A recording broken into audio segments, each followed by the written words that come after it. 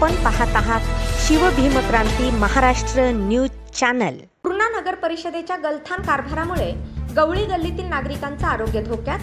पूर्णा नगरपालिकेच्या गलथान कारभारामुळे गवळी गल्लीतील नागरिकांचं आरोग्य धोक्यात आलं असून या भागातील लहान बालकांपासून तर वयोवृद्धांपर्यंत या घाण पाण्यामुळे त्रास सुरू झाला असून अनेक वेळा निवेदन देऊन सुद्धा पूर्णा नगर परिषद प्रशासनाला काहीच फरक पडत नसल्यामुळे गवळी गल्ली येथील पुरुष आणि महिला सोमवारपासून नगर परिषदेसमोर या भागातील नागरिक उपोषण करणार असल्याची माहिती माध्यमांशी बोलताना दिली। नगरपालिकेच्या स्वच्छता विभागाकडून नाली सफाई आणि कचरा नेला जात नाही। घंटागाडी ही केवळ पैसे कमवण्याची मशीन झाली आहे। या भागात गेल्या 6 महिन्यापासून घंटागाडी नाही, सफाई कामगार फिरकलेले नाहीत। घंटागाडी केवळ शहरातील उच्चभूमी वसाहतीत मोजक्याच लोकांकडे फिरत असल्याचंही बोलल्या जात आहे।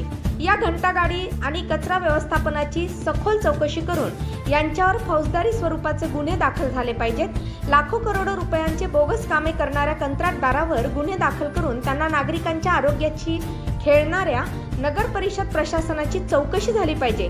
या भागात मुख्य अधिकाऱ्यांनी येऊन पाहावं आणि या घाणीच्या साम्राज्यात राहणारे कसे राहत असतील या मुख्य अधिकाऱ्यांनी घाणीत येऊन पाहावं कसं वाटते।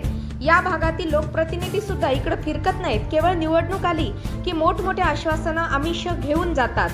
या प्रकरणाची सखोल चौकशी झाली पाहिजे। स्वच्छता निरीक्षकांसह विभागात काम करणाऱ्या कर्मचाऱ्यांवर कारवाई करण्याची मागणी गवळी गल्लीतील नागरिक करत आहेत। पाहूया सविस्तर वृत्तांत शिवभीमक्रांती महाराष्ट्र न्यूज निर्भीड निपक्ष वृत्तवाहिनीवर।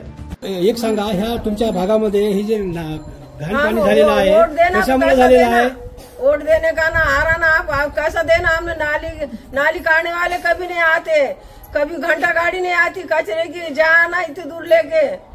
नहीं, तुम कभी नगर पालिका गए क्या? नगर पालिका क्या है?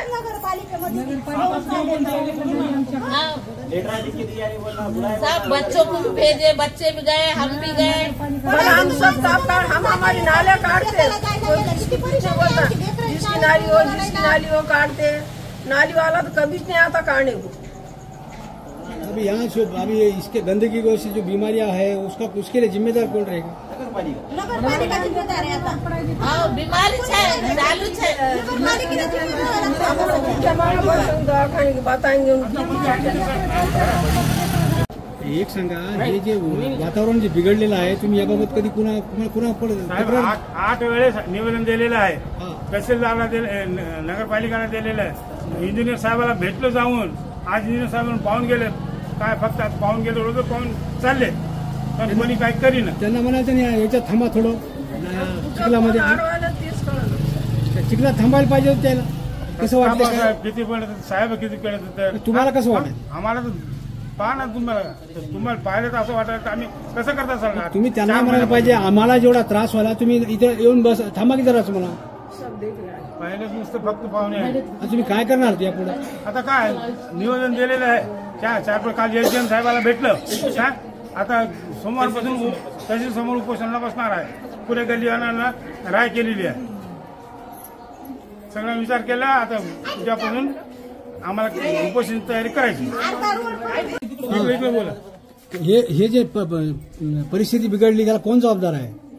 कोण? तुम्ही रोडच करा, नाल्या करून द्या, कोण आहे? इथले जे लोकप्रतिनिधी आहेत त्यांना कधी बोलले का हे असं काय व्हायला? किती बारा येऊ गेले साहेब लोक, काहीच केलं नाही। काहीच केलं नाही। तुम्हाला सवय लागली का इथं अशा त्याच्या वातावरणात राहायची? आता काय इलाज नाही ना, तुम्ही इथले नगरसेवकाला कधी कळवलं नाही? 10 बारा कळीला आम्ही। आता काय करणार याच्यानंतर? आम्हाला चांगलं पाणी जर असं की हे करून द्या, देणं हरत नाही तुम्हाला, तुम्ही त्याच्यानंतर काय उपोषण का मध्ये झालं तुमचं मामा?